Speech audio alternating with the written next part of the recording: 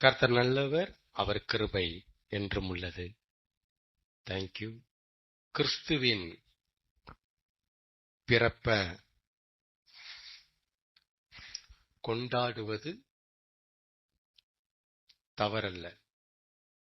சரியா தவறா? கிறிஸ்துவின் பிறப்ப கொண்டாடுவது தவறே கிடையாது. இயேசுவின் பிறப்ப நினைச்சு சந்தோஷப்படுறது, மனதளவில் அவரை கொண்டாடுறது, அதை நம்ம ரொம்ப மகிழ்ச்சியா நினைக்கிறது தவறே இல்லை. அது இருக்க வேண்டிய ஒன்று, மஸ்ட். இயேசுவின் பிறப்ப அதை நம்ம கேள்விப்பட்டாலே நமக்குள்ள ஒரு சந்தோஷம் வரணும், நமக்குள்ள ஒரு கொண்டாட்டம் வரணும். இயேசுவின் பிறப்ப கேள்விப்பட்டவனையும் வரணும். வந்தாதான் அது விசுவாசி, வரலன்னா அது போலி, டூப்ளிகேட். ஆமே. கிறிஸ்துவின் பிறப்ப கொண்டாடுவது தவறல்ல, ஆனா கிறிஸ்துவுக்கு பிறந்த நாள் கொண்டாடுறது தவறு. எங்க நம்ம மிஸ்டேக் ஆகிறோங்கிறது முதல்ல புரிஞ்சுக்குங்க.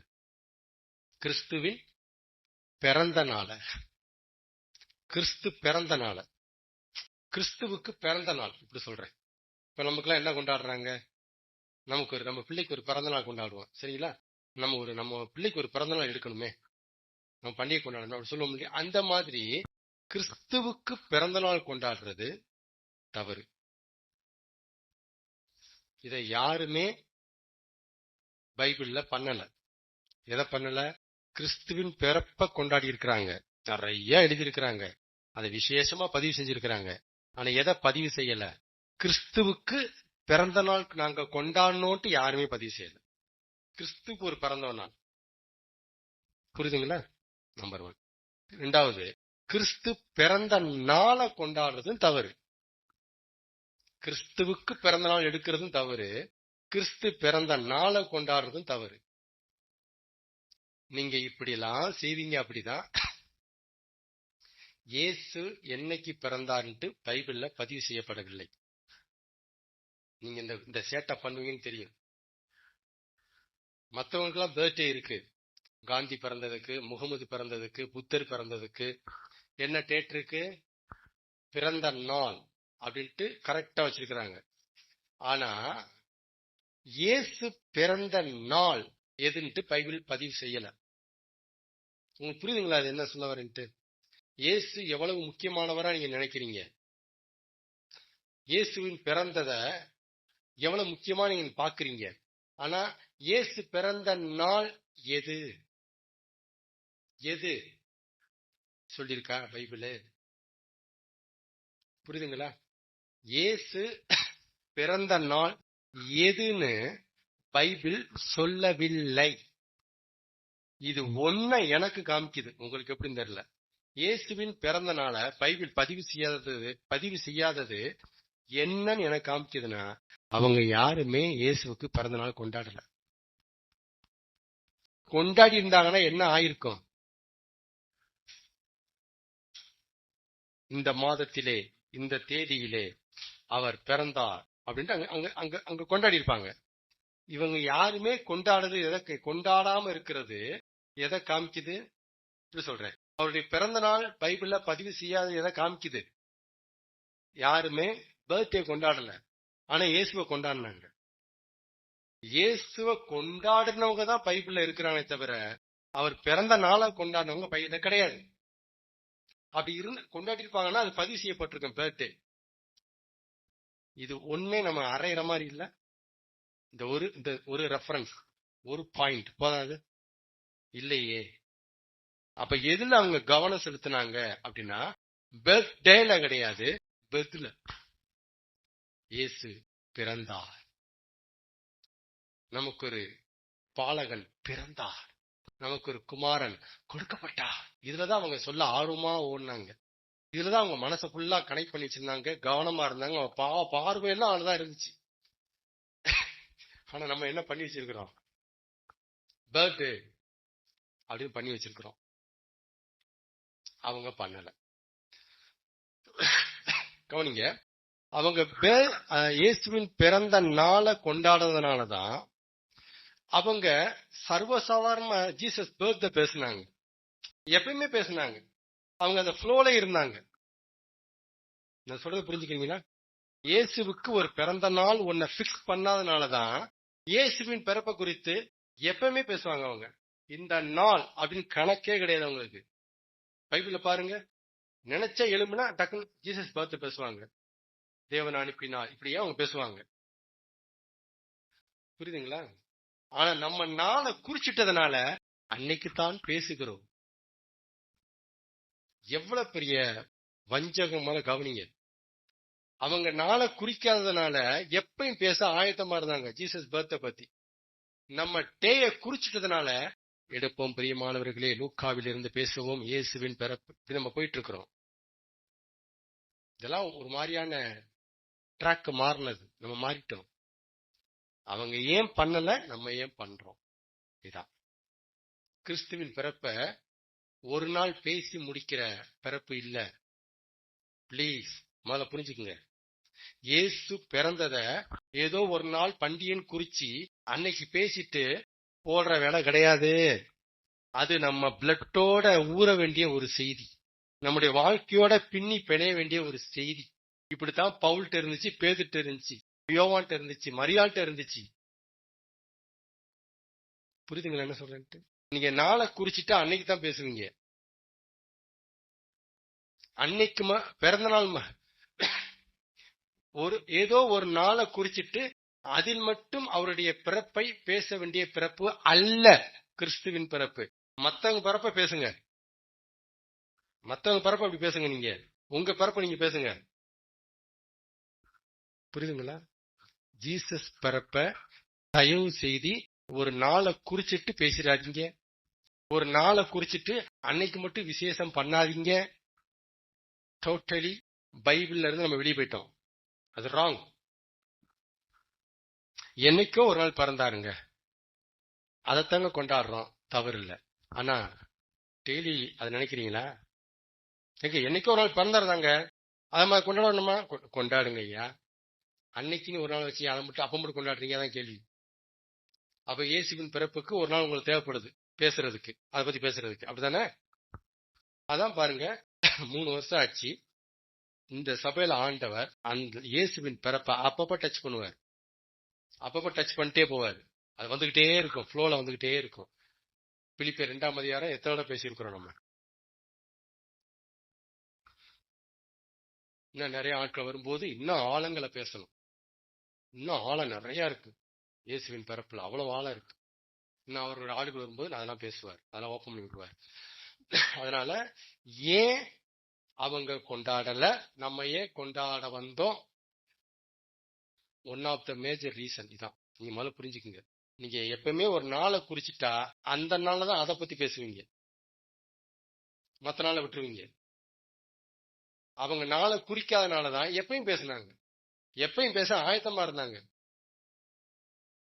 ஒரு நாளை குறிச்சதுனால இயேசுவின் பிறப்பா நம்ம டிசம்பர் 25 பேசுவோம் அப்படிம்பாங்க.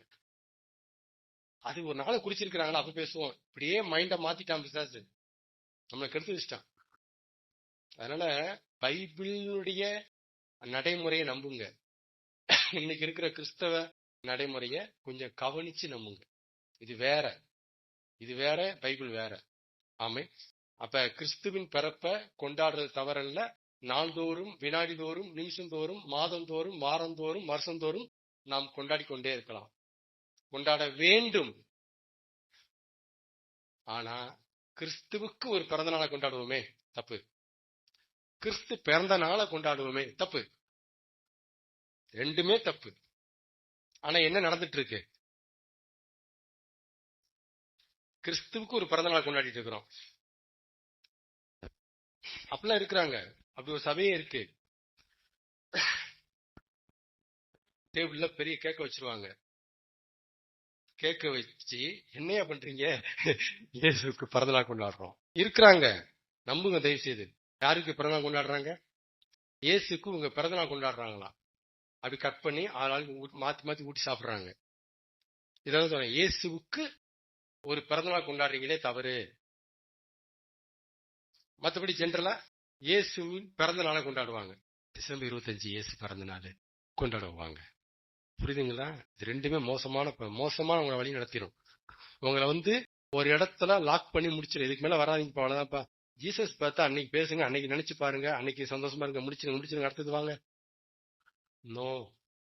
இயேசுவின் பிறப்பாகட்டும், இயேசுவின் இறப்பாகட்டும், இயேசுவின் உயிர் தெழுதலாகட்டும், நம்ம பிளட் எப்பயும் ஓடுற மாதிரி அந்த எண்ணங்கள் ஓடிக்கிட்டே இருக்கணும். அதுதான் ரைட்.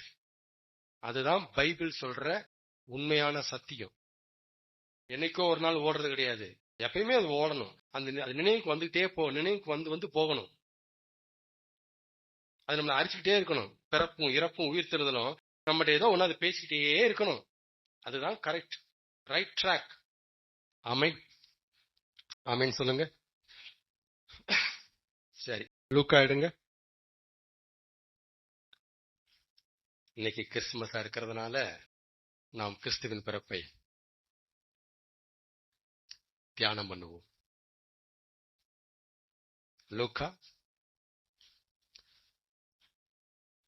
சில ஆத்துமாக்கள் வாடி போய் விடும் அல்லவா?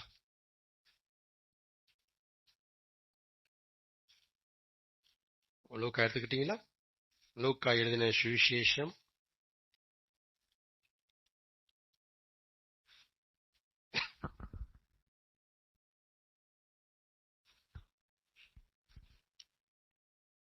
1 அதிகாரம் 30 நிறைய பேசாட்டினாலும் ஒரு சின்ன ஒரு பாயிண்ட ஆண்டவர் அழுத்திட்டு விட்டுருவாரு. ஒரு அழுத்தம் கொடுத்து விட்டுருவாரு. நீட்டாயம் அவ்வளவுதான் இருக்கும். 30 வாசிக்கலாமா? 1:30. தேவதூதன் மரியாளை நோக்கி, மரியாளே பயப்படாதே, நீ தேவனிடத்தில் கிருபை பெற்றாய். 31. இதோ கர்ப்பவதியாகி ஒரு குமாரனை பெறுவாய், அவருக்கு ஜீசஸ், ஜோஷுவா, இயேசு என்று பெயரிடுவாயாக. நீ எதற்கு கிருபை பெற்றிருக்கிறாய்? மரியாள் எதற்கு கிருபை பெற்று இருக்கிறாள்?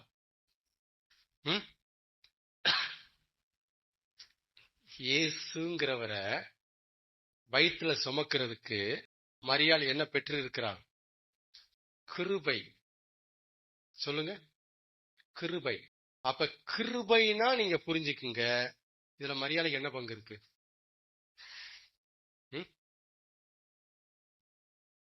ஆனா நம்ம நிறைய பிரசங்கம் வச்சிருக்காங்க. அவள் சிந்தனை பண்ணி கொண்டிருந்தாள், அவள் இப்படி நிறைய சப் ரீசன் எல்லாம் பேசுவாங்க. ஆனா இங்க சொல்லி இருக்கு கிருபை. கிருபைனாலே அங்க நாம இல்ல, அவர் தான் இருக்கிறாரு. பல தடவை நம்ம பேசியிருக்கிறோம். கிருபை கிருபை பெற்றாய். எதுக்கு கிருபை பெற்றிருக்கிற? கன்னியா இருக்கிற நீயே எதுக்கு கிருபை பெற்றிருக்கிற? கல்யாணம் முடிக்காம கன்னியா இருக்கிற நீயே கர்ப்பவதியாக கிருபை பெற்றிருக்கிறாய். ஆஹா, இதுக்கு ஒரு கிருபையை பத்தீங்களா? ஒத்துக்குவீங்க? யாராவது ஒத்துக்குவாங்களா? கல்யாணம் முடிக்காத பெண்ணா இருக்கிற நீயே கற்பம் தரிக்க கிருபை பெற்றிருக்கிறாய். என்ன ஆண்டவரே சொல்றீங்க? இதுக்கு இந்த கிருபை தேவையானக்கு? கிருபை பெற்றிருக்கிறாய் அப்படி நல்லா பேசிட்டு அடுத்து சொல்ற வார்த்தை தான், கர்ப்பவதியாகி ஒரு குமாரனை பெறுவாய், அவருக்கு இயேசு என்று பெயரிடுவாயாக. 32. அவர் பெரியவராய் இருப்பாராம், உன்னதமானவருடைய குமாரன் எனப்படுவாராம். அப்புறம் கர்த்தராகிய தேவன் அவருடைய பிதாவாகிய தாவீதின் ராஜ்யத்தை, சிங்காசனத்தை, அரசாங்கத்தை, சாம்ராஜ்யத்தை அவருக்கு கொடுப்பார். நீ கற்பத்துல சுமக்க போற அந்த பிள்ளை எப்படிப்பட்டது? முதல்ல என்ன செய்ய? பேரை சொல்லிட்டாரு, இயேசுங்கிற பேரை வச்சிருந்தாரு. இந்த இயேசுங்கிறவரு எப்படிப்பட்டவர்? அதையும் அடுத்தடுத்து டீட்டெயில்ஸ் கொடுக்கிறாரு. அவர் பெரியவரா இருப்பார், உன்னதமானவருடைய குமாரனா இருப்பார். அப்புறம் கர்த்தராகிய தேவன் அவருடைய பிதாவாகிய தாவீதின் சிங்காசனத்தை, அப்பெல்லாம் என்ன சொல்ல வர்றாரு? அவர் ராஜாவா இருப்பார். தாவீதின் சிங்காசனத்தை, தாவீதின் அந்த ராஜ்ய ஆளுகைய இவருக்கு கொடுப்பார். ஏன்னா யூதா வம்சத்துலதான் யார் பிறக்கிறா? இயேசு பிறக்கிறாரு. யூதால ரொம்ப ஃபேமஸான ஆள் யாரு? ராஜால தாவீது. தாவீதின் சிங்காசனத்தை இவருக்கு கொடுப்பார். அவர் யாக்கோபின் குடும்பத்தாரை என்றென்றைக்கு அரசாளுவார். ராஜா, ஏமா மரியாள், நீ கன்னிதான், ஆனா கர்ப்பவதி ஆவ, ஒரு ஆண் குழந்தை பிறக்கும். பெண் குழந்தை கிடையாது. என்ன குழந்தை? ஆண் குழந்தை பிறக்கும். அந்த ஆண் குழந்தைக்கு இயேசுன்னு பேர் வைமா. அந்த இயேசு எப்படிப்பட்டவர்னா ராஜா. நீ ஒரு ராஜாவை சுமக்க போறமா. இஸ்ரவேல் புத்திரரை என்றென்றைக்கும் ஆளக்கூடிய ஒரு ராஜாவை கிங்க நீ பெற போறமா. எப்படி அந்த வேர்டு வருது பாருங்க. தீர்க்க தரிசனம் எப்படி வருது பாருங்க. தூதன் மூலமா எண்ணத்தை சொல்லி அனுப்பியிருக்காரு பாருங்க. போய் சொல்றான்ட்டு காபிரியல் வந்து பேசுறான் அந்த இத்தனை விஷயத்தையும். அப்புறம் அவருடைய ராஜ்யத்துக்கு முடிவிராது. 5 வருஷம் ஆட்சி இல்லம்மா, அது நித்திய ஆட்சிமா. அவருடைய அரசாங்கத்துக்கு, சாம்ராஜ்யத்துக்கு, சிங்காசனத்துக்கு, ராஜ்ய பாரத்துக்கு, ஆளுகைக்கு முடிவே இருக்காதுமா. நீ எப்படிப்பட்ட ஆளை சுமக்க போற தெரியுமா? அவளை மரியால என்கரேஜ் பண்றான், மரியால அப்பன்றான். அவ பெறப்போகிற குழந்தைய பத்தி இதெல்லாம் பேசி அவளுக்கு ஒரு உற்சாகத்தை கொடுக்கறான். ஆனா அவளுடைய டவுட்டே வேற ஒரு டவுட் நிக்கிறாவா. இது எல்லாமே சந்தோஷமா இருக்கு அவளுக்கு. இது வந்து முறைப்படி யோசிப்போட கல்யாணம் முடிஞ்சு இதெல்லாம் பேசினாங்கன்னா கையெடுத்து கும்பிட்டு நான் அப்படியே வாங்கிக்கிறேன்டுவா. கையெடுத்து கும்பிடுவா. ஐயோ என்ன அருமையான ஆசீர்வாதம், ஏமா இவ்வளவு கிருபியான்ட்டு வாங்கிக்குவா. என்ன அருமையான ஆசீர்வாதம். ஆனா இந்த ஆசீர்வாதங்களை அவ சுமக்கிறதுக்கு தடையா ஒண்ணு இருக்கு. என்னது? அவ கேட்கிறா பாருங்க. அதற்கு மரியாள் 34 இவ்வளவு டீட்டெயில்ஸ் சொன்ன காபிரியல்ங்கிற தேவதூதனை நோக்கி, இது எப்படி ஆகும்? இது எப்படி ஆகும்? இது எப்படி ஆகும்னா என்ன அர்த்தம்? அவருக்கு எப்படி நான் இயேசுன்னு பேர் வைக்க முடியும்? அவர் எப்படி ராஜாவா இருக்க முடியும்? அவர் எப்படி உன்னதமான தேவனுடைய குமாரன்ட்டு என்ன பண்ண முடியும்? அவர் எப்படி என்றென்றைக்கு ராஜ்யம் பண்ண முடியும்? இது எப்படி ஆகுன்ட்டு அவர் அதை கேட்கலாவா? இதெல்லாம் எப்படி ஆகும்? இதெல்லாம் எப்படி ஏசுவால முடியும்? அப்பெல்லாம் அவர் கேட்கல. அதுல ஒரு சந்தேகமே இல்ல. அவளுக்குள்ள வந்த டவுட்டே ஒண்ணுதான், இது எப்படி ஆகும் சொல்லிட்டு, நான் புருஷனை அறியேனே, நான் கல்யாணம் முடிக்கலையே, நிச்சயம் தானே பண்ணிருக்கிறாங்க, பரிசம் தானே போட்டிருக்கிறாங்க, பாக்கு வெத்தலை தானே மாத்திருக்கிறாங்க, பழம் தானே பரிமாறி இருக்கிறோம், இது எப்படி ஆகும்? நான் புருஷனை அறியலையே, எனக்கு கல்யாணமே நடக்கலையே, நான் ஒரு கன்னியாச்சே, நான் எங்க அம்மா வீட்டுல இருக்கிற ஒரு பிள்ளை தானே, என்ன நான் புருஷ வீட்டுக்கு போகவே இல்லையே, இது எப்படி ஆகும்? இது எப்படி ஆகும்? நான் எப்படி கர்ப்பவதி ஆக முடியும்? நான் எப்படி கர்ப்பம் தரிக்க முடியும்? அதுதான் அவளை போட்டு அரிக்குது. இது எப்படி ஆகும்? கன்ஃபியூஸ் பண்றா, கன்ஃபியூஸ் ஆகுறா. எப்படி கவனிச்சிக்கலாம். ஆகோ ஓகன் பேசிட்டு அவளுடைய சூழ்நிலை ஏத்துக்காத ஒன்ன பேசுற. இதான் தேவனுடைய நடத்துதல். இப்படிதான் இருக்கும். அப்புறம் தேவதூதன் அவனுக்கு பிரதித்திரமாக அதை கிளியர் பண்றான் பாருங்க. தேவதூதன், காபிரியல் போய் இதெல்லாம் சொல்றா. ஆனா சொல்லுவ மரியாள் வந்து கொஞ்சம் அப்படியே தடுமாறுவாடா. அடுத்தது சொல்லு. அடுத்தது சொல்றா. என்ன சொல்லி இருக்கிறாரு? தேவதூதன் அவனுக்கு பிரதித்திரமாக, பரிசுத்த ஆவி உன்மேல் வரும். எல்லாரும் சொல்லுங்க, பரிசுத்த ஆவி. அப்படின்னா பரிசுத்த ஆவியானவர் இல்ல, பரிசுத்த ஆவி. அதாவது என்ன சொல்ல வர்றாருன்னா, ஆவி உன் மேல வருமாங்கிறார். ஒரு ஆவி உன் மேல வரும். அது எந்த ஆவின்னு கேட்டா அது பரிசுத்த ஆவி. அது என்ன பரிசுத்த ஆவின்னா? தேவ ஆவி, காட் ஸ்பிரிட் உன் மேல வரும் அப்படிங்கிற. அப்புறம் உன்னதமானவருடைய பள்ளம் உன்மேல் நிழலிடும். நல்லா கவனிங்க. உன்னதமானவருடைய பலம் உன்மேல் நிழலாட்டமா இருக்கும். உன்னை ஸ்பிரிச்சுவலா அது நடக்குங்கிறாங்க. வெளிப்படையா உன்னை எதுவும் செய்ய மாட்டாரு. ஆனா நீ ஆவிக்குரிய ரீதியில யாரும் பார்க்க முடியாம, நீயும் பார்க்க முடியாம, உனக்குள்ள நீ உன்னை உணருவ. உனக்கு உன்னுடைய கற்பத்துல இந்த இயேசுங்கிற கரு உருவாகிறத நீ உனக்குள்ள உணர்வ. அப்படி உணரும் போது புரிஞ்சுக்கோ, பரிசுத்த ஆவி உன் மேல வந்திருக்கு, உன்னதமானுடைய பலம் உன் மேல நிழலிட்டு இருக்கு. நீ புரிஞ்சுக்கோ, இது அடையாளங்கள், இதெல்லாம் அடையாளம், புரிஞ்சுக்கோ. அப்புறம் ஆதலால் உன்னிடத்தில் பிறக்கும் அந்த பரிசுத்தமுள்ள கரு தேவனுடைய குமாரன் எனப்படும். யாருடைய குமாரன்? தேவனுடைய குமாரன் எனப்படும். அருமையா டீட்டெயிலா பேசுறாருல, தேவனுடைய குமாரன் எனப்படும். இத சொன்னோனையும் ஒரு ரெஃபரன்ஸ கொடுக்கறாங்க, ஒரு சாட்சியை கொடுக்கறாரு காபிரியல். அதுக்கப்புறம் தான் அதற்கு மரியாள் 36ல இதோ நான் ஆண்டவருக்கு அடிமை. இங்கதான் மரியாளை காமிக்கிறான். இதோ நான் ஆண்டவருக்கு அடிமை.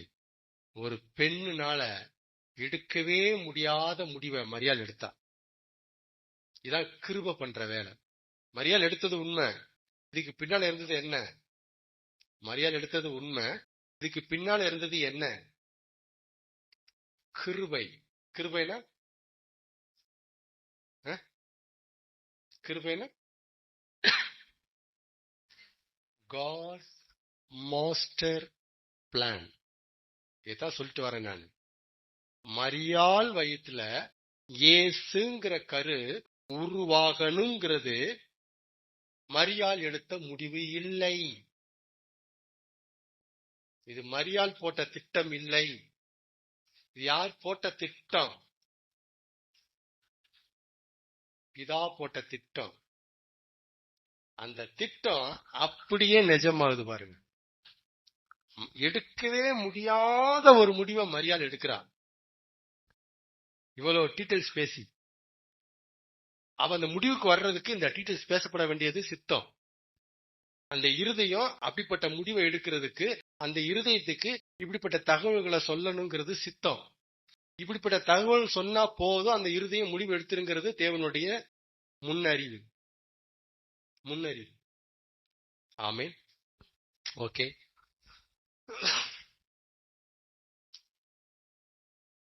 உம்முடைய வார்த்தையின்படி எனக்கு ஆக கடவுது என்றால், இப்ப என்ன செஞ்சிட்டா மரியாள்? இப்படிப்பட்ட ஒரு சம்பவம் என் வாழ்க்கையில நடக்கட்டும். சப்போஸ் ஒருவேளை இதுக்கு நான் ஒத்துக்கிட்டேன் அப்படின்னா, நாளைக்கு அடிவிழாயில போய் குடத்தை வச்சு நான் தண்ணடிக்கும் போது என்னைய 4 பேர் கேலி பண்ணுவாங்க, 4 பேர் என்ன தப்பானவன்ட்டு பேசுவாங்க. இவ்வளவு ஏன், எனக்கு பரிசம் போட்டாச்சு, நிச்சயம் பண்ணியாச்சு. அந்த யோசேப்புங்கிற என்னுடைய மனவாள, என்னுடைய புருஷனே எப்படி ஏத்துக்க போறாருன்னு தெரியலையே, கஷ்டமா இருக்கே. அப்ப சரின்ட்டா. எப்ப சரின்ட்டா? தூதன் சொல்லும் போது அப்படியே வெளிச்சமா இருக்கு, அப்படியே ஓகேன்ட்டு இந்த இருதயம். தூதன் போனதுக்கு அப்புறம் இப்படியே தடுமாறுறான். என்ன செய்யறது? சரின்னு சொல்லிட்டோம், என்ன செய்யறது? அழுகுறா. புரியுதுங்களா? அழுகுறா. ஆனா நீங்க கவலைப்படாதீங்க, கிருபை பெற்றவளே வாழ்கன்ட்டாருன்னா மத்தவெல்லாம் அவர் பாத்துக்குவாருன்னு அர்த்தம். மத்தவெல்லாம் அவர் பாத்துக்குவாரு. குழாயில அடிவில குடத்தை வச்சு அடிக்கும் போது கேள்வி பண்றாங்களா, தாங்கக்கூடிய மனப்பக்குவத்தை கொடுத்துருவாரு. புருஷன் உன்னைய தப்பா பேசிடுவான்ல, உன்னைய விரட்டி விட்டுருவான்ல, உன்னை கழட்டி விட்டுருவான்ல, அப்படின்னு தான் நினைக்கிறேன். நீங்க கவலைப்படாத தாயி, நானே போறேன். வாசிங்க, மத்தேயு எடுங்க. அவருடைய ஒரு திட்டம்னா சும்மா எப்படி களத்துல இறங்கி அவரா ஒர்க் பண்றாருங்கிறத கொஞ்சம் கவனிங்க.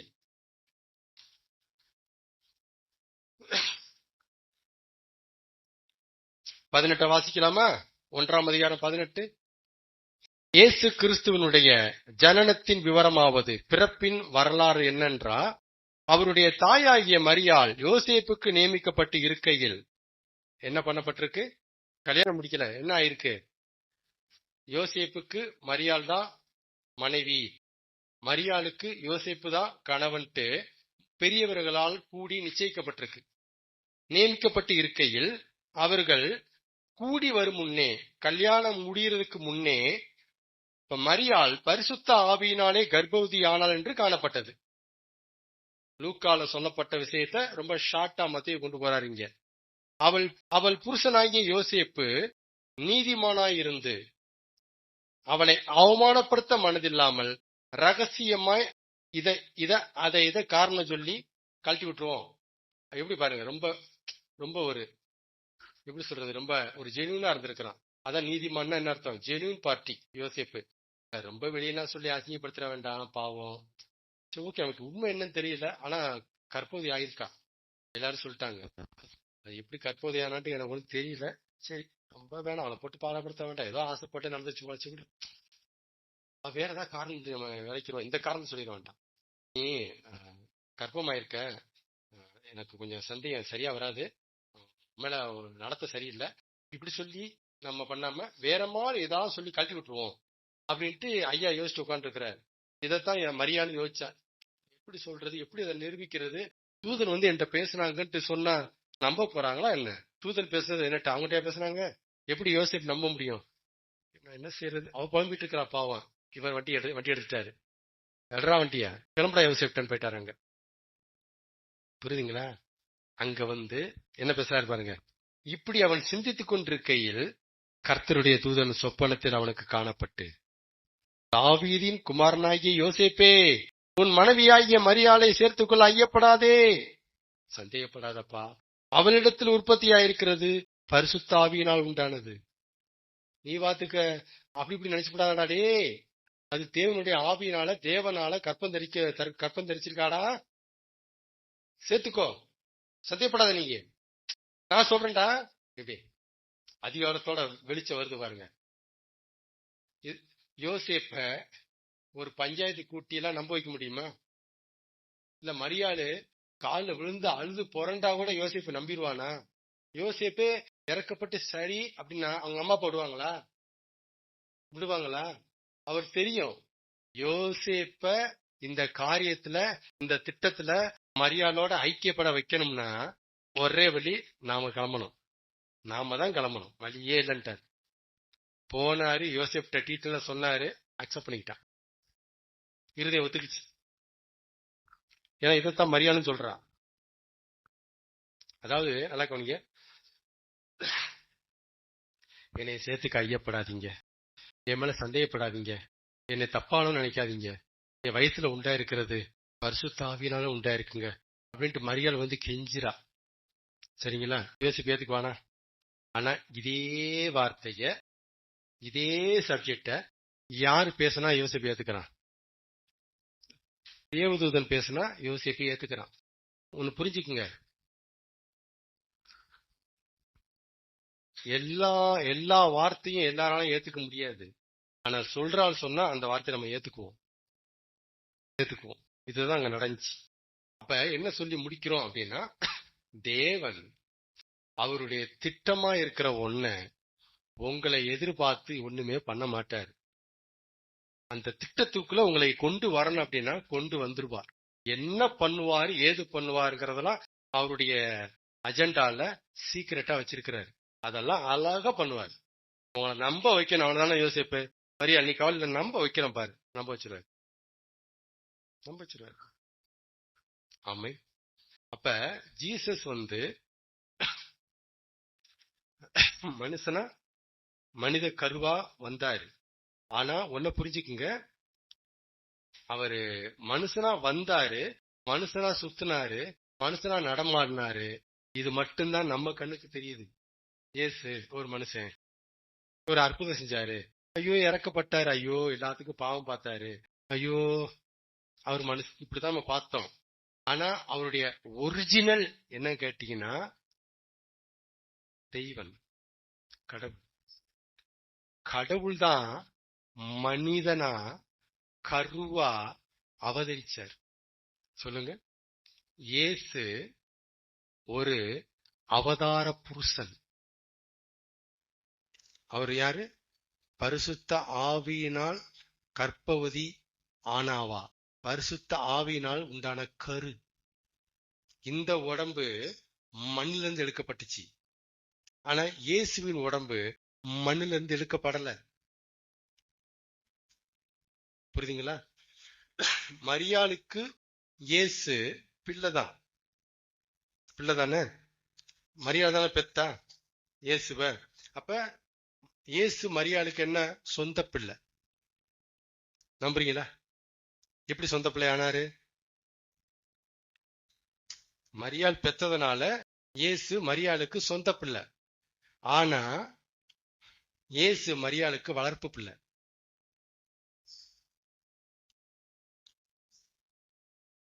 இயேசு மரியாளுக்கு ஒரு வளர்ப்பு பிள்ளை. அந்த குடும்பத்துக்கு அவர் ஒரு வளர்ப்பு பிள்ளை. மரியாளுக்கு சொந்த பிள்ளை.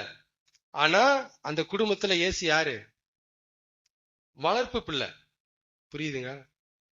பெத்த பிள்ளை பெத்ததுனால சொந்த பிள்ளை. ஆனா கரு அங்கிருந்து வந்ததுனால இவர் வளர்ப்பு பிள்ளை. வளர்ப்பு பிள்ளை.